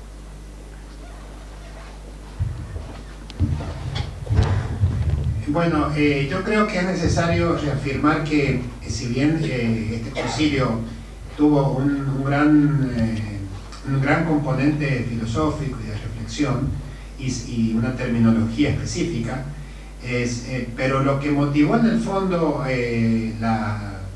digamos el concilio, que no fue solo un mero juego de palabras o una aclaración erudita, sino que había comunidades de fondo. Es decir, había que clarificar bien quién era este Jesucristo en el cual yo creo en mi comunidad, porque yo estoy creyendo que Él me salvó. Ahora, hay un precepto, un principio que lo repetimos a veces nosotros actualmente: lo que no se asume no se redime. Entonces, perfecto, Cristo es verdadero hombre, o sea, me asumió, pero para redimirme, Cristo tiene que ser verdadero Dios para tener el poder de redimirme. Para recrearme tiene que ser Dios que me haga nuevo. Por lo tanto, está en juego la redención, está en juego en el fondo la vida de las comunidades de seguimiento de Jesús. O sea, todos estos obispos tenían comunidades de fondo, y era esa el verdadero propósito y su afán. No eran meros eruditos que se ponían a distinguir palabras en discusiones bizantinas, sino que eran personas que seguían a Cristo. Bueno, de hecho Atanasio, él estaba muy en contacto con la vida monástica, tenía un montón de monjes que lo apoyaban ahí en Alejandría, que era una zona llena de monjes. Y bueno, entonces sí, hay que darse cuenta de que los concilios, por más que presenten esta beta así como específica o medio como de discusiones que a uno por ahí tiene que ponerse, afilarse para poder entender, en el fondo era dilucidar con claridad la figura de la persona de Jesucristo y de Jesucristo Salvador. O sea, Cristo irrumpe todos los moldes, porque rompe el molde de que Dios es trascendente. ¿Cómo toca la materia? O sea, la encarnación es algo insólito. ¿Cómo puede ser posible que el Dios trascendente, el Dios eterno, porque esas son las categorías para ser Dios, de golpe sea un ser humano? ¿Cómo puede ser posible que Dios, o sea, rompe la categoría de trascendencia e inmanencia? Y no solo eso, sino que el acontecimiento Cristo rompe los esquemas del Dios uno. O sea que hay pluralidad en Dios, hay comunidad en Dios, resulta ser que hay personas en Dios. O sea, Cristo viene a romper esquemas, y eso es lo que cuesta tanto digerirlo, elaborarlo, racionalizarlo y entenderlo. O sea, se cree eso. Ahora el problema es, bueno, ¿cómo es 1 y 3? ¿Por dónde pasa el asunto? ¿Cómo es que este Dios toca a la materia, toca al enfermo? Este Dios que es santo, de golpe se pone en contacto con el pecador. Es una cosa tremenda el acontecimiento de la encarnación. Aportando algo quizás a lo que preguntaban las hermanas, ¿no? Yo creo que en nuestra gente hay mucha devoción, particularmente también al crucificado, ¿no? Es decir, donde quizás más se oculta la divinidad, pero cuando lo tocan dicen mi Dios, ¿no? Lo reconocen como Dios Salvador, ¿no? Y creo que por otra parte también recogerlo de Nicea es lo que ellos pudieron en ese momento, bajo la acción del Espíritu Santo, explicar de las Escrituras también para nosotros, ¿no? Porque en el fondo cada generación recibe de manera creyente la palabra de Dios, la expresa, y eso constituye la tradición de la Iglesia. Y ese río de la tradición de la Iglesia, es decir, Escritura y tradición, como va cogiendo creyentemente la Iglesia de cada generación la palabra, es lo que nos pone en comunión con ellos 1700 años atrás, ¿no? Y lo que también nos pone en comunión entre nosotros y lo que vamos a poder ofrecer a los demás, ¿no? Por eso también importante, quizás no sé, alguno de ustedes puede decir que normalmente nosotros le decimos credo a esta formulación, pero técnicamente viene dicho símbolo, ¿no? Quizás ¿por qué? No sé si alguno lo puede decir. Bueno, yendo a la terminología griega, símbolo viene del verbo symbalein, que es poner junto, o sea, unir, reunir, recoger, acomunar. Entonces el símbolo, que a nosotros nos suena medio raro, que al credo digamos símbolo, viene de eso, de la palabra recoger o reunir. Es algo que nos reúne, que nos acomuna. Eso es la palabra símbolo en su etimología profunda. También hay otra, junto con esto, la connotación del símbolo es que hace presente eso que simboliza, ¿sí? Entonces, pensándolo un poco acá, yo no había hecho la asociación, pero creo que el símbolo justamente eso, recoge esa fe que ya, esa fe que ya estaba en el pueblo, o sea que era la fe vivida. Entonces, recogerla lo voy a poner entre comillas, materialmente, ¿sí?, en una expresión para poder confesarla, ¿sí? De hecho, la creencia en el Padre, el Hijo y el Espíritu Santo ya estaba de por sí, lo ha dicho muchas veces ya el Padre. Monseñor, no sé si nos quiere hacer unas palabras, hacer la bendición final, así vamos terminando. Hemos pasado más de tiempo, nos habría gustado que pudiésemos conversar también un poquito más, y quizá podríamos cerrar este encuentro también. Hemos iniciado con el símbolo de los apóstoles y quizá concluirla con el símbolo niceno-constantinopolitano, que es justamente esta confesión. Yo pensaba, mientras estábamos conversando, escuchando y estos días mirando el flyer, qué maravillosa que nuestra fe se va comprendiendo cada vez mejor, un misterio que no está totalmente acabado. No es ni un libro cerrado, ni un ladrillo que pasamos de una generación a otra, sino como Jesús prometió a los apóstoles en la última cena, les enviaré el Espíritu Santo y Él les irá enseñando todo, como para saber que en cada etapa, cada momento de la historia, la fe nos va diciendo algo nuevo, y Jesús sigue siendo novedad. No es que fue novedad en aquel momento, sino que esa novedad, irrupción de la novedad del amor de Dios en la historia, sigue cada día, ¿no? Y qué maravilla que podamos ver como hermanos nuestros en la misma fe y con el mismo Espíritu Santo fueron haciendo el esfuerzo de comprender mejor el misterio. Y algo que tenemos que seguir haciendo nosotros hoy, el esfuerzo de comprender mejor el misterio como hombres y mujeres de fe en este siglo, en este tiempo, en condiciones tan distintas a las de Jesús, tan distintas a las de Nicea, tan distintas a otros momentos, y que es el tiempo en que Dios nos llama a compartir la historia. Así que bueno, gracias por ayudarnos a adentrarnos en el misterio de nuestras propias raíces, de aquello que creemos con toda la Iglesia, ¿no? Y recemos entonces.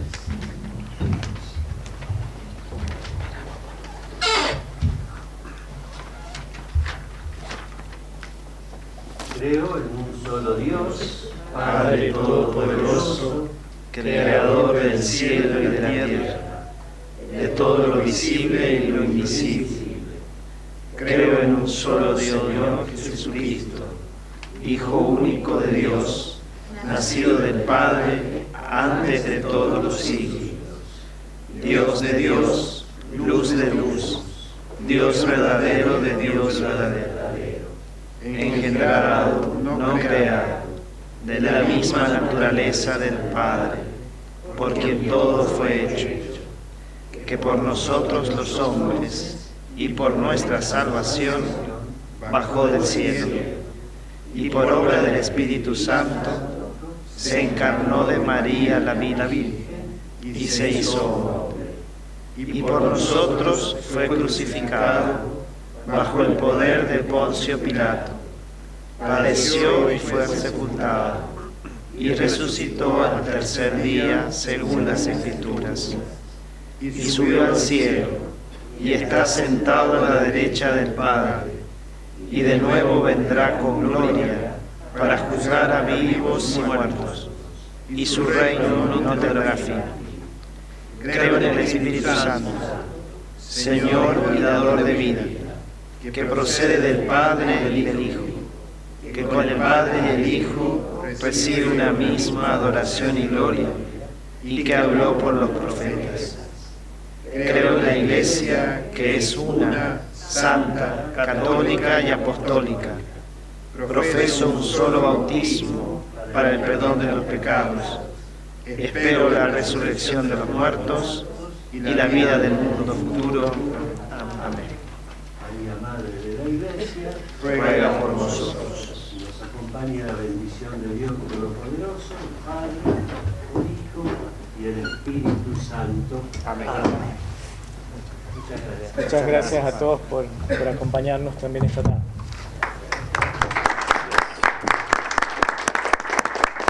Al Padre Ángel también.